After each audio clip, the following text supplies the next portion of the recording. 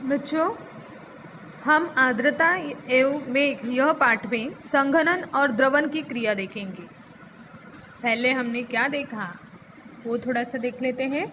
हमने इसमें एक भौगोलिक स्पष्टीकरण लिया था, स्पंज का टुकड़ा लिया था, ट्रे लिया था छलनी वाला, और जैसे उसमें छेद है ऐसा ट्रे लिया था, और मतलब एक प्रकार की छलनी थी और स्पंज पे पानी डाले थे थोड़ा थोड़ा, और फिर उसको ज़्यादा भिगा के आपको क्या निष्कर्ष मिला तो ये भी हमने देखा था।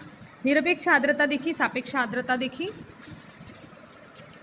सापेक्ष आर्द्रता एक प्रयोग देखा था हमने, एक ग्लास है और इसमें बर्फ के टुकड़े भी डाले थे, है ना। ये प्रयोग हमारा हो गया था। अभी हम देखेंगे संघनन द्रवन।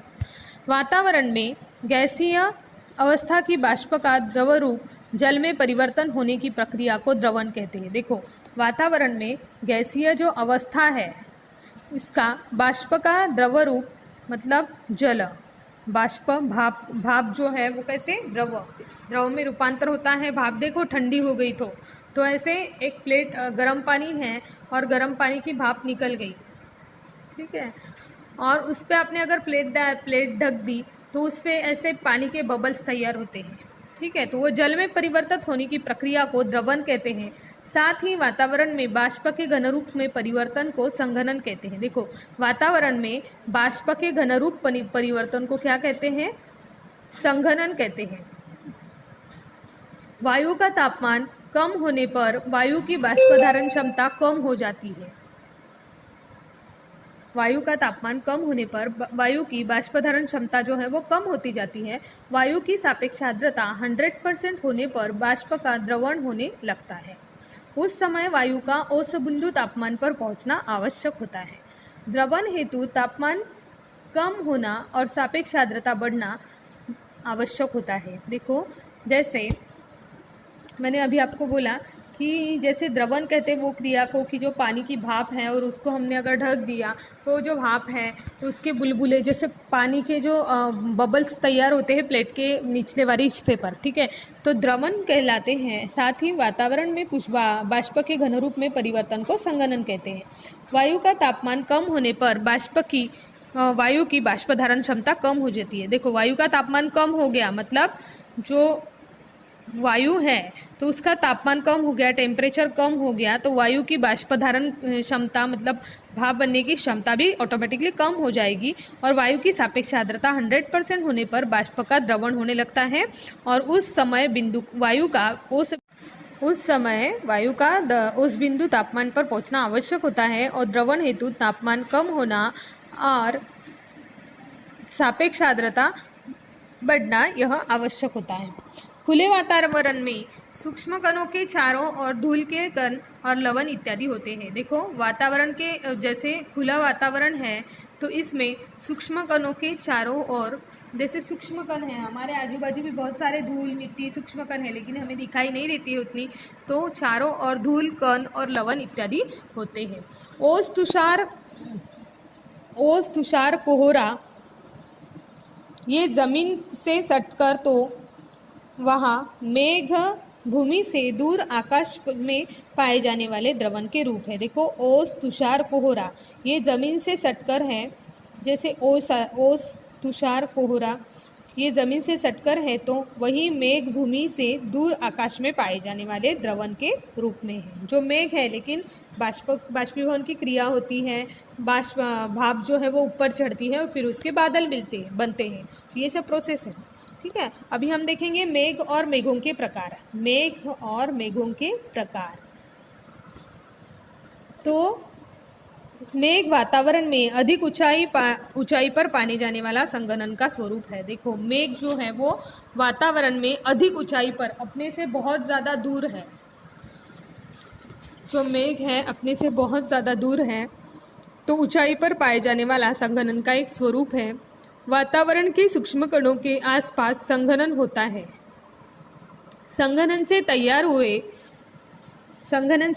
हुए मेघ में स्थित जल के कण, हिम के कण अत्यंत सूक्ष्म होने के करीब भारहीन अवस्था में होते हैं, इसलिए मेघ वायु में तैरते रहते हैं। आकृति 3.7 देखो, जैसे वातावरण के सूक्ष्म कण है उसके आसपास संघनन होता है।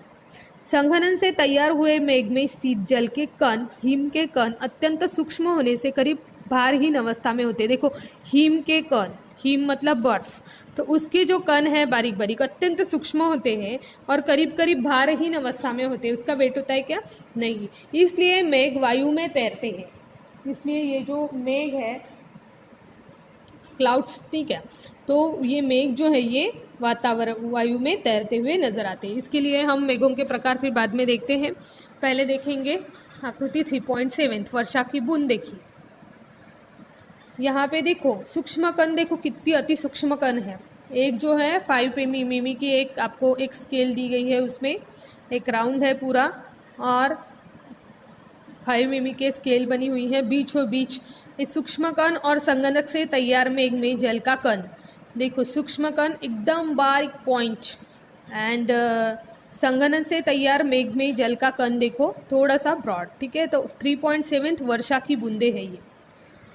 अभी हम देखते हैं सूक्ष्म की ऊर्जा से भूमि एवं जल गर्म होते हैं। सूर्य की ऊष्मा मतलब सूर्य की जो ये भाप रहती है ना, हम तो भाप ही बोलेंगे क्योंकि सूर्य जब निकलता है और फिर धूप रहती है, तो धूप से क्या होता है, धूप के कारण टेम्परेचर ज़्यादा होता है और सूर्य की ऊष्मा से भूमि एवं जल गर्म हो जाते हैं।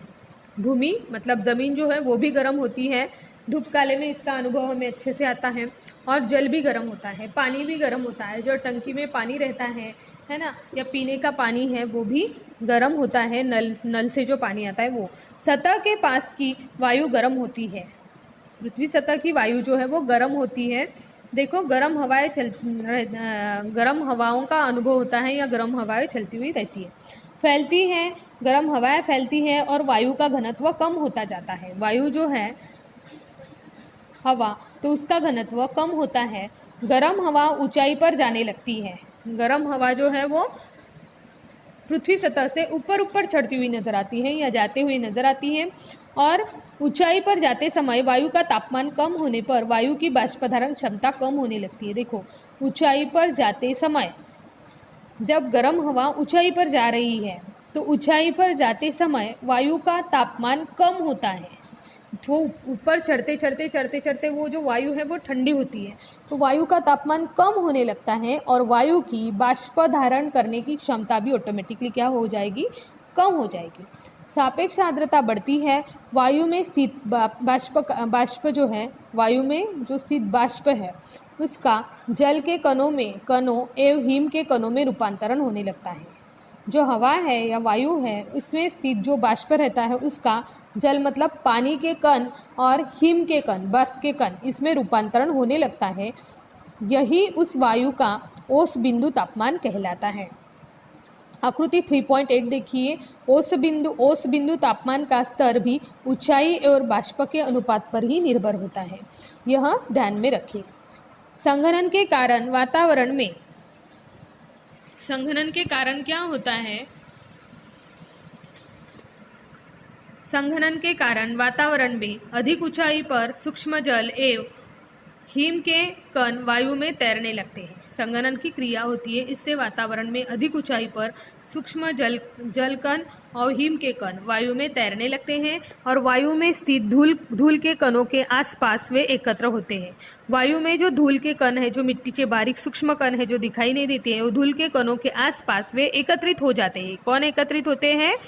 जो सूक्ष्म जल के कण है और हिम के कण है वो एकत्रित नजर आते हैं और आकार में बड़े होने लगते हैं। इस समुच्चय को मेघ कहते हैं। क्या कहते हैं? मेघ कहते हैं। वायु के जोरदार ऊर्ध्वगामी प्रवाह के कारण, ऊर्ध्वगामी एंड अधोगामी, तो वायु के जोरदार ऊर्ध्वगामी प्रवाह के कारण वे तैरते नजर आते हैं। वायु का जो जोरदार ऊर्ध्वगामी प्रवाह है, हवा जब बहुत ज़्यादा बहती है तो उसके कारण वे तैरने लगते हैं। और जिस प्रकार पतंग एक विशिष्ट ऊंचाई प्राप्त करने के बाद ऊपर जाने लगती है, उसी प्रकार मेघ भी ऊर्ध्वगामी प्रवाह के कारण वायु में तैरते हुए नजर आते हैं। जैसे पतंग है, मोस्ट ऑफ बच्चे पतंग उड़ाते हैं, तो देखो पहले जब उड़ाते हैं तो वो पतंग जो है वो नीचे नीचे ही उड़ती हुई नजर आती है, लेकिन एक बार जो पतंग विशिष्ट ऊंचाई उसने प्राप्त कर ली तो वो हवा में ही तैरती रहती है, वो सब हवा का जो डायरेक्शन है उसके कारण ही होता है। अगर हवा ही नहीं चलेगी तो वो पतंग उड़ेगी क्या? नहीं। तो ये वायु जो है, मतलब यहाँ पे वायु कौन सी है? हवा है, इसके कारण ही वो पतंग उड़ती हुई नजर आती है। तो जिस प्रकार पतंग एक विशिष्ट ऊंचाई प्राप्त करने के बाद ऊपर ऊपर जाती हुई नजर आती है, उसी प्रकार मेघ जो है वो ऊर्ध्वगामी प्रवाह के कारण वायु में तैरते हुए नजर आते हैं।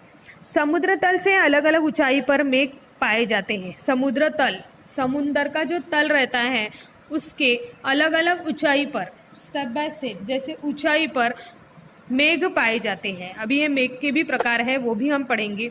तो अत्यधिक ऊंचाई पर बनने वाले मेघ कई बार सूक्ष्म हिमकणों से ही बनते हैं। देखो, अत्यधिक ऊंचाई, समुद्र तल से अलग अलग ऊंचाई पर मेघ पाए जाते हैं या मेघ दर्शाए जाते हैं। तो अत्यधिक ऊंचाई पर बनने वाले मेघ कई बार सूक्ष्म हिमकणों से ही बनते हैं। सूक्ष्म हिमकर और सूक्ष्म वायु के कण जो एकत्रित होते हैं उससे ही मेघों की निर्मित होती है, वो हमने अभी पढ़े, उसके बारे में जाना। तो सूक्ष्म कणों से ही ये बनते हैं। कौन कौन से सूक्ष्म कण है इसमें? मेघ जो है ये कई बार सूक्ष्म कण, हिमकण जो रहते हैं, बर्फ के जो छोटे छोटे बारीक बारीक टुकड़े रहते हैं, इससे ही वो मेघ बनते हैं। मेघों में संघनन एवं बाष्पीभवन की क्रिया होती है। बाष्पीभवन की क्रिया और संघनन की क्रिया। संघनन की क्रिया हमने संघनन और द्रवण, ये जो पॉइंट देखा इसमें देखी कि संघनन की क्रिया कैसी होती है। जब वातावरण में गैसीय अवस्था बाष्प का द्रव रूप मतलब पानी में परिवर्तित होने की प्रक्रिया जो है उसे द्रवण कहते हैं, क्योंकि वह द्रव अवस्था में है, और साथ ही वातावरण में बाष्प के घनरूप में परिवर्तन को संघनन करते हैं। जो बाष्प रहता है, भाप रहती है, उसका घनरूप में परिवर्तन हो जाता है, उसे संघनन कहते हैं। ठीक है, तो बाष्पीभवन की क्रिया तो आप जानते ही हो। पानी को अगर उबाल रहे हो तो उसकी भाप निकलती है, वो गर्म हो जाता है, पानी बुलबुले निकलते हैं, भाप निकलती है, वो भाप जो है वो ऊपर ऊपर चढ़ती है और उससे क्या होता है, इस प्रकार से बाष्पीभवन की क्रिया होती है। यहाँ से हमने बाष्पीभवन की क्रिया भी जानी। तो मेघों में भी जल और हिम के कणों की हलचलें होती रहती हैं। पृथ्वी पर विशिष्ट प्रकारों के मेघ से होती है। जो विशिष्ट प्रकार है तो उस पर वर्षा जो है विशिष्ट प्रकारों के मेघों से होती है। बाष्प का प्रमाण भूमि की सतह के पास अधिक होता है। अभी हम यहाँ पे देखेंगे मेघों के प्रकार। दिख रहा है आकृति 3.8। कम ऊंचाई वाले मेघ, समुद्र सतह से ऊपर थोड़ा सा, मध्यम ऊंचाई वाले मेघ और अधिक ऊंचाई वाले मेघ आपको दिख रहे हैं। कम ऊंचाई वाले मेघ दिख रहे हैं, फिर बाद में मध्यम ऊंचाई वाले, मिडिल और एकदम हाई अधिक ऊंचाई वाले मेघ। ये हम जो इसके प्रकार हैं, मेघों के प्रकार हैं, तो इस प्रकार के प्रकार है कम ऊंचाई वाले मेघ, मध्यम ऊंचाई वाले मेघ और अधिक ऊंचाई वाले मेघ। तो यहाँ पे देखते हैं बाष्प का प्रमाण भूमि की सतह के पास अधिक होता है। समुद्र तल से ऊंचाई के अनुसार, समुद्र का जो तल है तो उसके ऊंचाई के अनुसार बाष्प का प्रमाण कम होते जाता है या कम होता जाता है। इसके कारण कम ऊंचाई वाले मेघ आकार में बड़े होते हैं। देखो, कम ऊंचाई बोला क्या है? कम ऊंचाई वाले मेघ, लेकिन उसका आकार कैसा होता है? बड़ा होता है। ये हमने देखा। कम ऊंचाई वाले मेघ दिख रहे हो? कम ऊंचाई वाले मेघ देखो, ये वाले कम ऊंचाई वाले मेघ है। तो इसमें उसका आकार बड़ा होता है, लेकिन ऊंचाई कैसे होती है? कम होती है। और अधिक ऊंचाई वाले मेघ आकार में छोटे होते हैं। देखो, अधिक ऊंचाई वाले मेघ, अधिक ऊंचाई वाले मेघ कैसे हैं? आकार में छोटे हैं। ऊंचाई के अनुसार उनके 3 प्रमुख प्रकार बताए जा सकते हैं। यह मेघों की धरातल की नज़दीकी से तय होता है। देखो, जैसे जो मेघ है उनकी धरातल मतलब पृथ्वी की नज़दीकी कितनी है उससे वो डिपेंड होता है या तय होता है। मेघों की ऊंचाई करीब 7,000 से 14,000 मीटर के बीच होती है। मेघों की ऊंचाई कितनी है? पृथ्वी सतह से 7,000 से लेके 14,000 मीटर के बीच होती है। तो उन्हें अत्यधिक ऊंचाई वाले मेघ कहेंगे। यदि वे 2,000 से 7,000 मीटर की ऊंचाई पर है तो उन्हें मध्यम ऊंचाई के मेघ कहेंगे। अगर वो 2,000 से 7,000 मीटर की ऊंचाई पर मेघ है तो उन्हें मध्यम ऊंचाई के मेघ कहेंगे। पर यदि वे 2,000 मीटर से भी कम ऊंचाई पर है, देखो जैसे वो मेघ जो है वो 2,000 मीटर से भी कम ऊंचाई पर है तो उन्हें हम कौन से मेघ कहेंगे?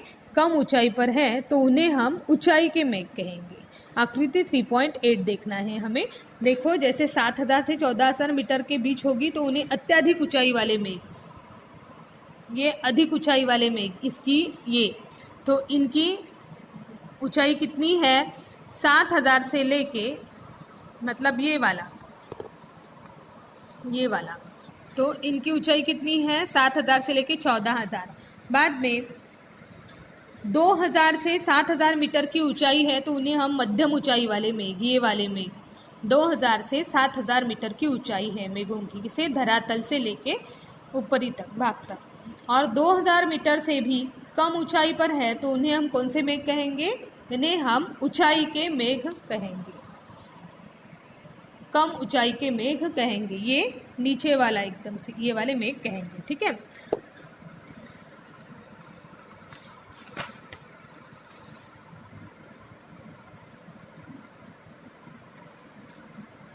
यहाँ पे देखो अंतर्राष्ट्रीय वर्गीकरण के अनुसार मेघों के 10 प्रकार हैं। यहाँ पे है सीरस, सामान्य ऊंचाई मीटर में, मतलब धरातल से इनकी ऊंचाई कितनी है 7000 से 14000 मीटर।